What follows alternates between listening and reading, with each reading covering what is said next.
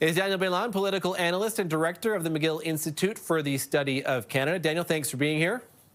Thanks for the invitation. So we have finally gotten to this point. There was whether we, weren't we. It's been a wild ride since Rodriguez took over the party leadership only just back in June.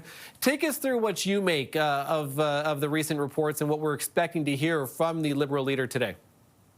Well, it's not surprising that he's supposed to announce his resignation.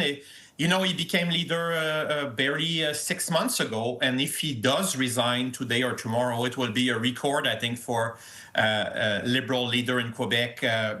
I'm talking not an interim leader, but an elected leader to stay in post for such a short period of time.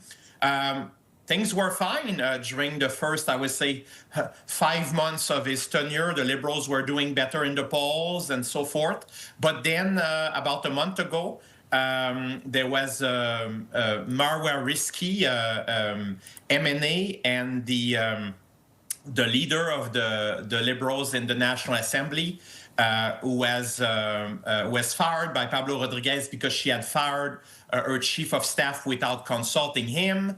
And after that, we had some articles in the Journal de Montréal about major allegations of things that might have happened during the Liberal leadership race earlier this year.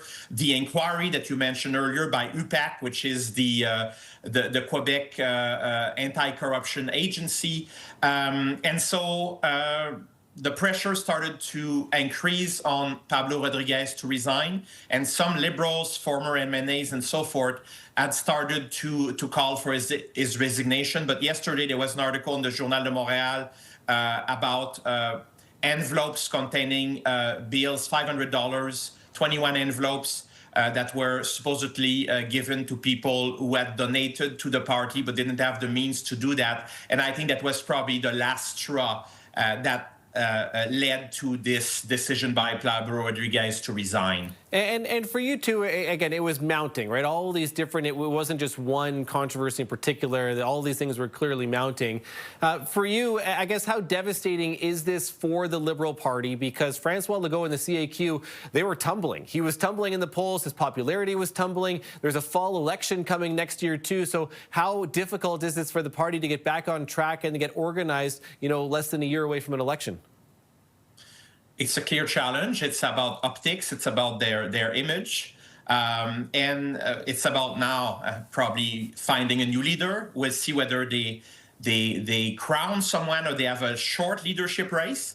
But former Liberal Premier of Quebec, Robert Bourassa, used to say, or at least allegedly said, that 6 months in politics, it's an eternity. And we have almost 10 months between now and the next provincial elections. The Parti Québécois is way ahead in the polls, but the CQ is really trailing behind. So there is an opportunity for the Liberals with a new leader, and if they can really improve their image and have say a short leadership race that goes well, and they find a way to look at their practices and improve their image, they might still have a shot at winning come October when the next provincial elections are scheduled. But there is a lot of work to be done internally, and in terms of also attracting leadership candidates for this potential leadership race that could happen as early as January. And before I let you go, let me just ask too, and what this means for Pablo Rodriguez, who left federal politics to take over this job, to run for the party leadership for the Liberals in Quebec, and what it might mean for his political future. Well, I don't know where he could go next, frankly. Probably not returning to the federal scene, and provincially, yes, he's leaving. So he might do other things outside of politics. We'll have to ask him what he wants to do. But right now, he's probably just thinking about how, if he does announce his resignation, how he will do it, the words he will use. And it will be interesting to pay attention to what he says, and also to see how the Liberals will move forward in terms of finding a new leader. And that's urgent because, again, provincial elections at the latest will be in October, in less than 10 months from now. Right. Daniel, thank you for this. Appreciate your time. You're most welcome. Take care.